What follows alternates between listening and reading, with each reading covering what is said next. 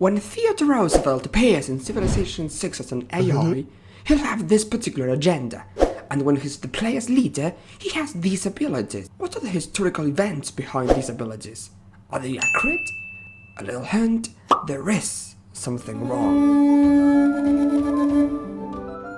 Let's understand first why Teddy's got this set of abilities when controlled by the player. As you can see here, national parks are a big part of the gameplay when you're playing as Roosevelt.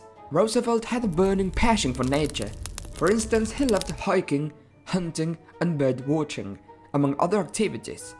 He was also a very keen ornithologist, having created a list of almost 100 species of birds, all of which he observed around the White House and in Washington, D.C. during his administration. And that interest in nature was clearly present in his government too. To begin with, he introduced a change in the law allowing the president to name places of interest. And in his government from 1901 to 1909, he established 150 national forests, 51 federal bird reserves, 4 national game preserves, 5 national parks, and 18 national monuments. All this stuff clearly raises the appeal of states and cities, so you can see where this ability comes from. Something that makes Roosevelt stand out among other leaders is the fact that when playing with him, you'll get a second unique unit, apart from that one that the civilization grants you, the Rough Riders. In 1898, TR was serving as the Assistant Secretary of the Navy when the American cruiser called USS Maine blew up on the Cuban shore. It'd been sent there by the American government in order to help the US citizens in Cuba during the independence war of that country. Despite the efforts of President William McKinley to find a diplomatic solution, the Spanish-American War broke out. Roosevelt resigned from his position and, seeking to improve the US Army that was still weak as a result of the Civil War, he formed the 1st US Volunteer Cavalry Regiment. 125,000 volunteers were clubbed to assist in the war. And assist in the war, they did. With time, the new regiment became known as the Rough Riders. In the game, Rough Riders have bonus combat strength on hills, and this is probably because of one of the most famous and important battles of the war. The Americans had planned to conquer the city of Santiago de Cuba. It was one of the most important of the island, and if it fell, it'd mean a pretty hot hit for the Spanish army. Despite the historical naval power of the Spanish Empire, in these years the Spanish Armada was declining while the US fleet had been growing and improving, and the first move of the American army was to carry out a blockade around Cuba. Then American troops landed on the southeastern side of the island and began marching towards Santiago. On their road to Santiago, the US army was faced with several battles and concentrated Spanish defenses, some of which happened to be on hilly terrain. The most famous and important of all these battles was the Battle of the San Juan Heights, a geographical area consisting in some hills and a valley with a river flowing through it, and where the Spanish Empire used to grow sugar reed.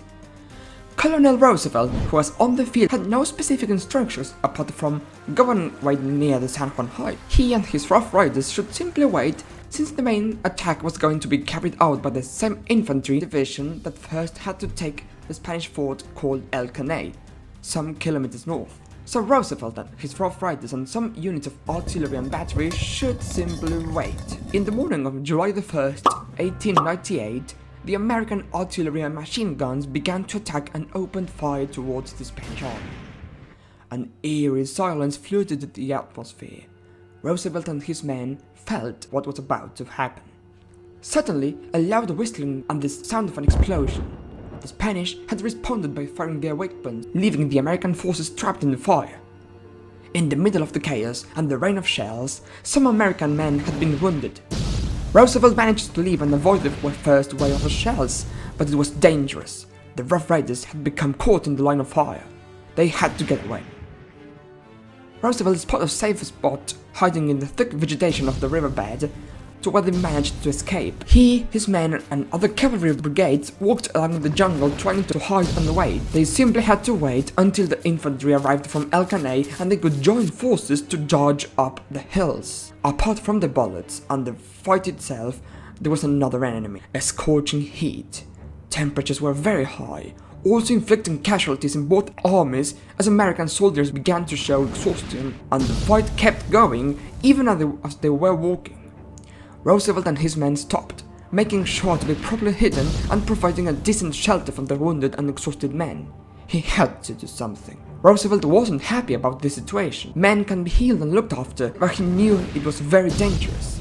The Spanish at the top of the hill had a tremendous advantage, so they never stopped firing at the now quiet American army. At the same time, the infantry wouldn't be there soon, so Roosevelt desperately tried to contact other generals in order to be given new instructions. Time passed, and Roosevelt kept thinking about the idea of blindly charging toward guns and tried to make up his mind about this being their only chance. After some tense moments, a lieutenant colonel appeared himself on his horse with new and clear instructions to launch a pretty risky assault to Kettle Hill, charging towards the Spanish army sitting on top of it. After some harsh moments and with some men dying and being severely wounded in the process, the Rough Riders, together with other brigades, made it to the top of Kettle Hill. The American army had been splitted and other sections of the army had done the same at the other side of the heights, making it to the top of San Juan Hill. At the top of the hills, the Americans saw the city of Santiago just there, at the tip of their fingers. The end of the war was near. 15 days later, the Spanish would surrender and the Americans would become victorious. A heroic and extremely brave decision with an outstanding result. Another American military victory after the war against Mexico in 1848. The first time the American army got engaged in a war against the big and historic empire of the Spanish. A new empire was about to be born.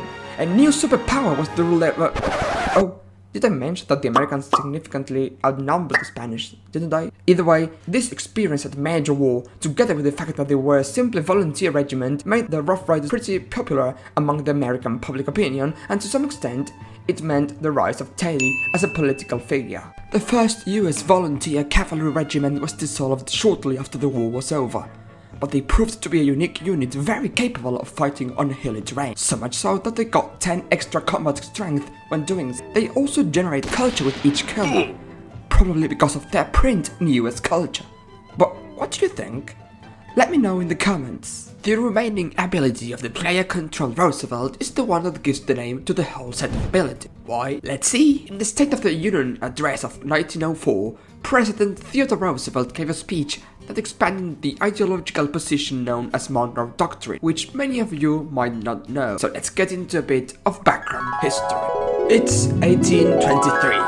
The US president at the time that gave rise to the Monroe Doctrine was a man with the surprising name of Monroe.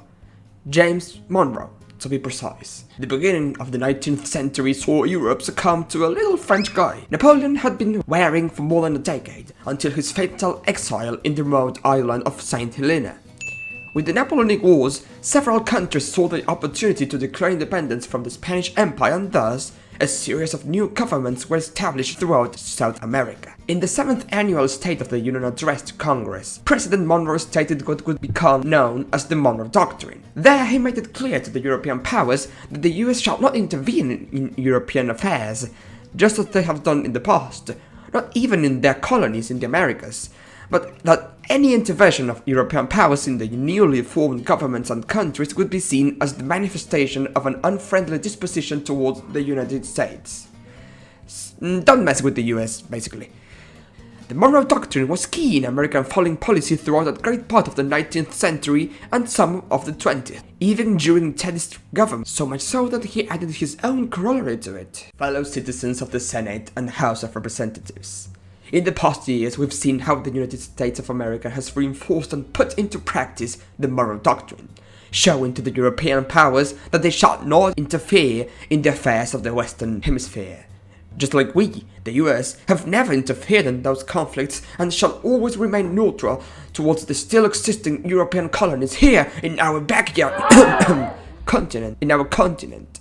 But I want to make it clear to you all, we won't accept any European intervention in these new countries' affairs. Any European intervention in the political affairs of the new American countries would be seen as the manifestation of an unfriendly disposition towards the United States. No European power shall intervene in these lines again.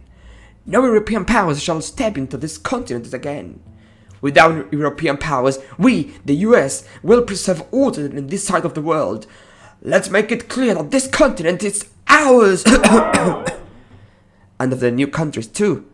Of course, the Roosevelt corollary made it clear to the world that the US is now in charge of protecting peace and order in the Americas. And what else did it add?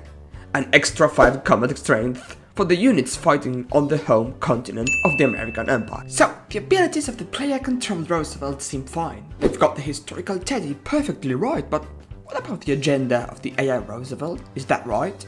Let's get into it. Teddy's agenda is named Big Stick Policy, after the foreign policy he carried out when in power.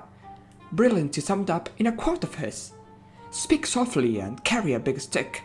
You'll go far." Meaning they should focus on diplomacy, but always have a plan B based on the military. Although the name is historically accurate since that was indeed the name given to Roosevelt's foreign policy, the preferences of the A.I. Roosevelt fit much better the Monroe Doctrine name. As you can see here, Roosevelt fancies peaceful civilizations on his home continent and dislikes those civilizations that start wars on the continent of the United States. This makes a notable emphasis on the fact that these empires have to share the continent with the US, meaning no foreign intervention is allowed, just like the Monroe Doctrine. But at the same time, the US will ensure peace is maintained in its continent since this Roosevelt hates aggressive and warring empires on their continent. The Roosevelt corollary: nothing of the big stick policy can be seen in TR's agenda, as there's no element that indicates something related to diplomacy. What do you think? Is the name right? Are there any historical inaccuracies in the Civ 6 Teddy? Thanks for watching.